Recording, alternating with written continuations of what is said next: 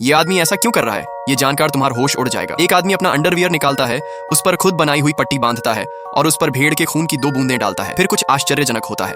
वह अपनी पैंट उतारता है और तैयार अंडरवियर पहन लेता है। फिर वह भेड़ के खून को कमर पर बांधता है और एक महिला के मासिक धर्म के खून की नकल करता है। कुछ देर घुटनों के बल झुकने के बाद वह शीशे में अपने नितंबों को देखता है। भेड़ के खून में छेद नहीं हुआ है, जिसका मतलब है कि उसका प्रयोग सफल रहा। वह आदमी बहुत खुश है और अपनी पत्नी को खुशखबरी सुनाने के लिए घर पहुंचने का बेसब्री से इंतजार कर रहा है। लेकिन थोड़ी ही दूर चलने के बाद उसे ठंड लगने लगती है और उसके चेहरे के भाव गंभीर हो जाते हैं। अविश्वसनीय रूप से वह अपनी पैंट की ओर देखता है, जो वास्तव में भेड़ के खून से लाल हो गई है। बिना ज्यादा देर सोचे वह आदमी जल्दी से अपनी साइकिल नीचे रखता है, अपनी पैंट को अपने हाथों से ढकता है और नदी में मौजूद लोगों के सामने नहाने के लिए कूद जाता है। आसपास की नदी का पानी तेजी से लाल हो जाता है। ज्यादा से ज्यादा लोग उसके व्यवहार को शर्मनाक समझते हैं, यहाँ तक कि उसकी पत्नी भी इसमें कोई अपवाद नहीं है। जब वह आदमी यह देखता है तो वह बहुत निराश हो जाता है। उसके सारे प्रयासों की पहली शर्त उसकी पत्नी का स्वास्थ्य था। इस दिन परिवार खुशी खुशी नाश्ता करता है। अचानक महिला को बेचैनी महसूस होती है। आदमी जल्दी से बाहर जाकर देखता है। पता चला कि उसका मासिक धर्म शुरू हो गया है। गरीब भारत में 50% से ज्यादा लड़कियां साफ पट्टियां नहीं खरीद पाती। इसके बजाय